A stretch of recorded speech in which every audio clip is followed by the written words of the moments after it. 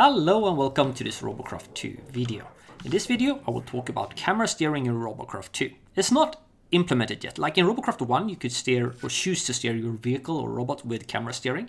In Robocraft 2 you cannot. Kind of, because we got custom turrets and we got camera control for those. So we got something to work with. Let's go back to build mode. So if we look at the logic on our pilot seat, we got these aim points that are connected to our aiming servo and aiming hinge here, and they will control like left to right movement, up and down movement.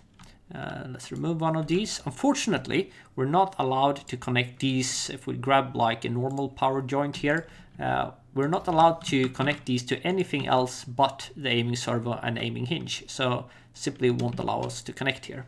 But we got something to work with. Let's remove these ones to start with. We don't need them anymore. And grab a small one. We don't want to make this too big. Or well, it doesn't really matter, but it's no reason to make it big. And do something like this. Now this auto-connected to our aim point. So what will happen now is if we look towards the left, this one will swivel towards the left. And if we look towards the right, it will swivel towards the right. Let's put some cubes here, grab sensors, put them here. So sensors work in the way that you put them on to a value between like 0 here and 100. And what they will do is kind of measure if something is blocking the sensor.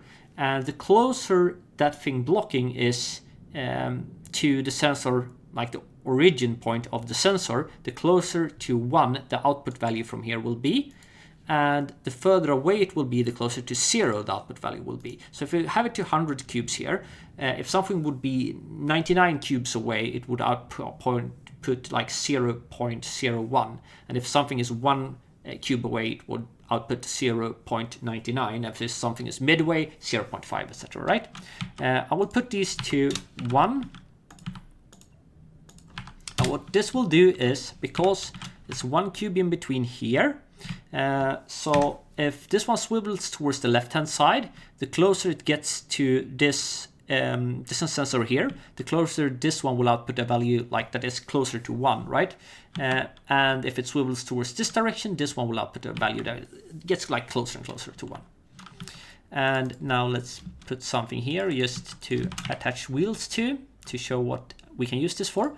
Movement, you take like a small steering wheel and put it over here, like 2 of them. And we can put the steering angle. Let's remove the logic first. So if we go in here, we can see they have a steering angle. I'm going to make it steer as much as possible. So this works the way that if it receives a positive value, they will steer towards the right hand side. If it receives a negative value, it will steer towards the left hand side. If the value is 1, it will turn the full amount. If it's 0.5, for example, it will turn half of this amount. And if it's like 0.9, 90% of this amount, right? So if we want it to steer towards the right, so when this one goes closer to this one, that one will give a positive output. So when we look towards the right, we will get a higher and higher output here. So if we connect these one to both of these ones,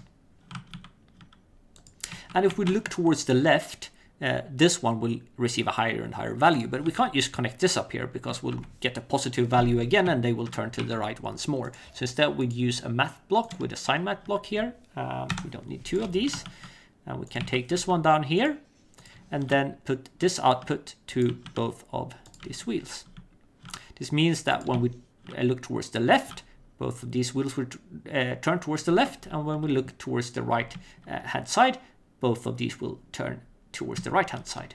Oh, actually this one is kind of hanging in there. I wasn't exactly mirrored when building this, it turns out. There we go. Let's bring it to the test mode. There we go. If we look towards the right, it turns towards the right. And if we look towards the left, it turns towards the left. And notice here that I can kind of fine tune the steering. If I just look a tiny bit towards the right, it will turn a lot less. And if I look a lot towards the right, it will turn the full amount, right? So this is really cool. You can use it for thrusters as well. If you want to make something flying that is controlled with camera, I will show that setup as well. So let's remove the wheels. Put some thrusters there, like this. And if we want to turn towards the right hand side, that is when this one goes here, we want this one to have a positive output. And if we want to turn towards the left hand side, we want this one to have a positive output. So we can kind of remove this one here, because for thrusters we only need to do this, right? So because we want this one to do absolutely nothing when we want to turn left, and we want this one to do absolutely nothing when we turn right. So let's go into test mode again. You can see we look towards the right, only the left one is firing, and if we look towards the left hand side, only the right hand side one is firing. So thrusters work the same way, where they can get kind of a gradual input that increase power more and more the closer to 1 that number is.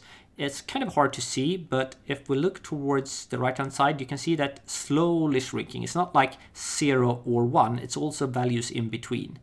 And the same here if we go to the left hand side. So it's just slowly increasing the more we look, right?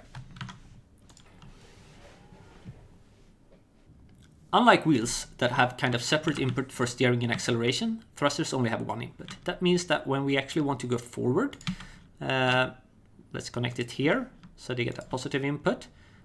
They will have a full input forward, and if we hold that key to go forward and try to steer at the same time, what we do down here won't matter, because it will be a +1 from the pilot seat at all times anyway. So the way to solve this is actually feeding a negative input to the side we don't want to fire when we kind of move forward and try to turn at the same time. So we solved that with these sign math blocks. Let's put the output from this one here and output to this one here, so we get a negative instead of a positive value. So when we want to turn, when this one goes towards here and we want to turn towards this side, we want this one to get a negative value. So let's pull this one up here, and we want to go to this side, we want that one to get a negative value. That will kind of cancel out the forward momentum here. Let's go again to test mode. And now we can go forward, full force forward. And still, if we look left and right, you can see that the flames on either side are diminishing as we look to either side. So I have made this little concept drone. You can see the mechanics down there, where I can control side to side with the mouse, looking at either direction. And of course doing that and moving forward at the same time. This would leave left and right keys like A and D free to, for example, have thrusters where you can stray from side to side. So that was all. Very short little guide. Hope you enjoyed it. Small kind of cool things you can do with logic in Robocraft 2. So now camera steering is actually implemented. I just kind of circumvent it, I guess.